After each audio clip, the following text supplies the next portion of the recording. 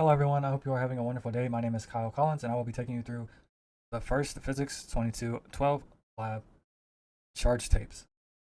In this lab I will go over the purpose of what we are doing.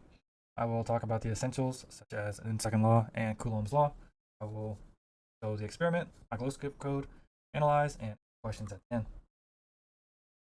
This experiment involves preparing charged pieces of Scotch tape or clear tape and observing their interactions. The goal is to determine the approximate amount of excess charge on a single piece of charged tape through a series of experiments. But first, we're going to need to know a few things. Newton's second law was a staple in Physics 1, and we know that as force equals mass times acceleration. Recently, we've been working with Coulomb's law, the electric force.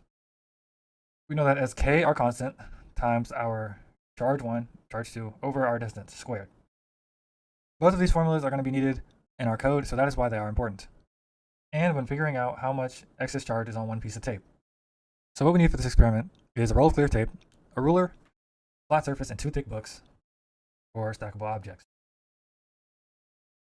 So in this experiment, I had to prepare our tapes. So first, I had to put one tape down and put another tape on top of it and rip it off very fast to make sure that they were the same charge. So after this experiment, I noticed that the U tape was attracted to my hand, was repelled by another U tape that I did, was attracted to a neutral book, and was attracted to a negatively charged pin. So in conclusion, we know the tape was positively charged. So here's my data. I measured out 0.2 meters of tape. The distance that between the pieces of tape was 0.003 meters. Mass of the tape we assumed was 0.1 gram to 0.1 meters of tape. So we converted that 0.2 grams of tape and changed that to kilograms. Since we know that nothing was lost, we're going to know that our force is going to equal our electric force.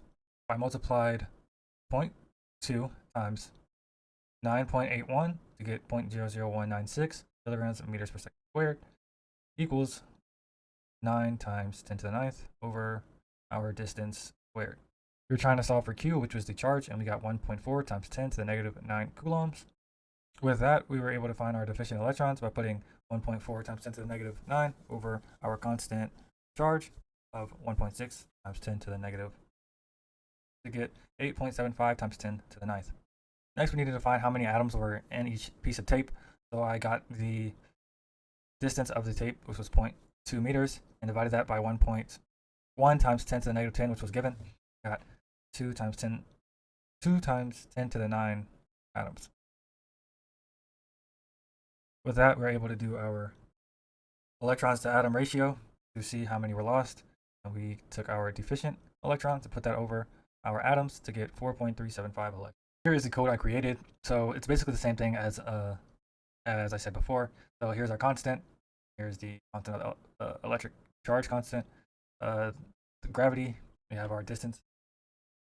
Tape was pulled. We have our atomic length, scale factor, mass of our tape, tape length, and tape width. So we had to get our force of gravity, which was tape times gravity, which was 0.00196. Did it earlier, and our electric force is negative of that, and basically solve for Q here. We get 1.4 e to the negative 9. Found our tape area, number of atoms, and then we did our atoms to electrons ratio. Here's what we produced. So we have our tape pulling off from the other tape, and yeah. However, with this lab, we had to include error. An error could have been I touched the tape for too long, I peeled it off too slow, or something else like other charges affected the tape. So you have to keep that in mind when experimenting. Every lab has error. So questions: what if electrons had positive charge and protons had negative charge? What would change about the observation you made with your tapes and other charged objects? So it would basically be the reverse of understanding electric charges, and everything that we had would attract instead of repel, because now it would be different. Why is it important to handle the charged tape as little as possible? What happens when the charged tapes come into contact with your hands or other objects?